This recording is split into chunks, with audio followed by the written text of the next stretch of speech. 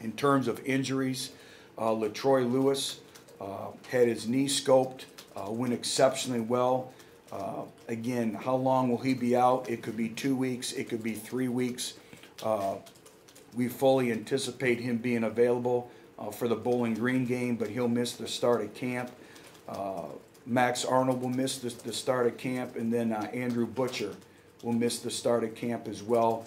No time frame for Arnold or Butcher on their returns. Austin Sanders will be limited.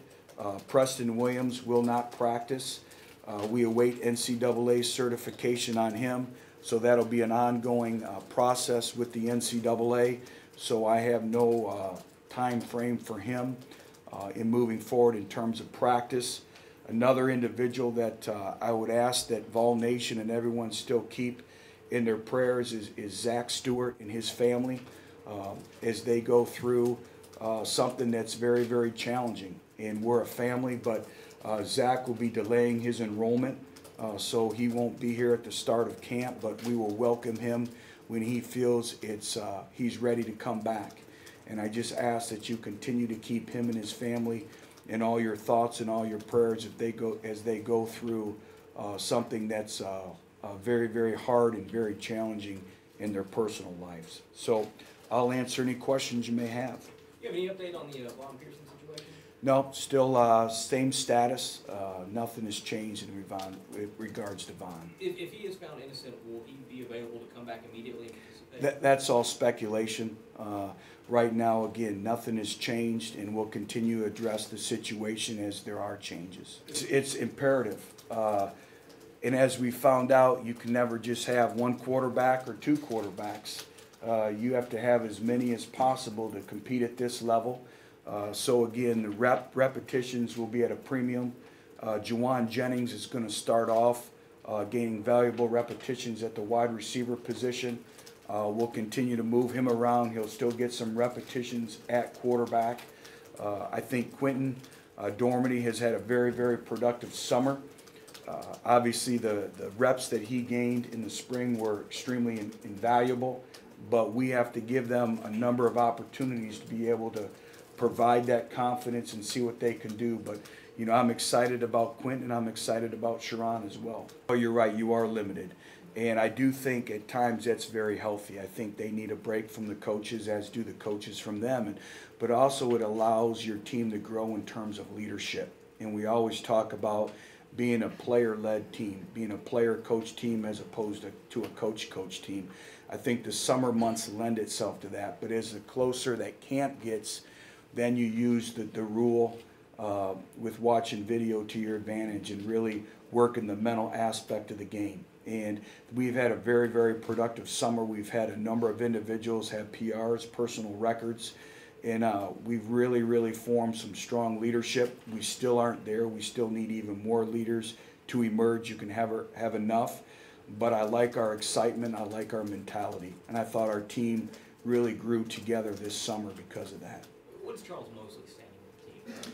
You know, he's on the team, and all discipline will be, you know, done internally. Who are candidates in middle linebacker? That's a position that obviously is going to be extremely competitive, and you know, you look at a number of individuals that are vying for that with Kenny Bynum, Colton Jumper, Darren Kirkland, Gavin Bryant, Dylan Bates. You know, all these individuals, Jakob Johnson, we get back from injury, who had some valuable repetitions there. So just like John brought up the number 2 quarterback, it's also solidifying who our Mike linebacker is going to be, and also our backups at that spot as well. A lot more comfortable, although we still have some unproven areas in our football program when you look at the defensive front, and we have to be very, very careful that we don't put too many expectations on freshmen that have never played one snap of college football. They all develop differently, and so we have some unproven areas, but also we have more proven areas than we've had in the past. You look at the quarterback position, what Josh has been able to do. So again, I think we have more competition across the board. When you look at our offensive line, we're able to put a 2 deep of all scholarship players. It's the first time that's happened since we've been here as a staff. So that should be a position group that has great competition across the board, but we also have some unproven areas that we need to find out who those playmakers are going to be at those certain positions. I think it takes a different person. We've led the country in early enrollees the last 2 years. I believe we've had 23 or 24 combined.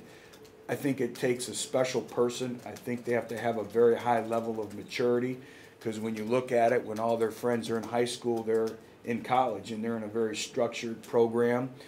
They're in college courses. They're in a program like this with a lot of high demands in terms of time management, but also, John, you got to have the resources in the program in place for those individuals to be successful. You look at this year's class, they had a 3.0 overall in their first semester of college courses, and we have a program in place with the Thornton Center, with the coaches, with the mentoring and the monitoring of their progress. So we have a very strong program that helps them get off to a great start, but we leave that up to the individual. We never push that upon a young man. A strong level of confidence going out on the practice field, and you know, from our hideaway to we just finished an organizational meeting right now on the structure of practice, but right down to our managers being in official jerseys, to having to change, to having a full working group of officials on the field, to our players know where to go on the practice field, all that's all in place, and that's part of the culture. The capacity for work, the work volume, the expectations, how we run the minute we hit the field, where they stretch, that's all in place, and it's very comforting. You can never assume. That's why we revisit everything. But our support staff has done a tremendous job, and even, you know, educating our student workers and everyone associated with our football organization. In terms of Josh Dobbs and Kurt Magid, their leadership continues to be born. And that's something that's part of our welfare and development program that we take very seriously here. And we spend an inordinate amount of time on leadership, but it's also, John, of creating leadership opportunities for them. Last night was a leadership opportunity, not just for those two, but for everyone on our football program, particularly our players, staff as well. But I see those two continuing to grow in terms of leadership. And all leadership is influence. And that's why there's good leaders and that's why there's poor leaders, but they have the ability to influence one way or another. Our job, you know, when we end training camp, we have to find the best 5 that'll play winning football for Tennessee.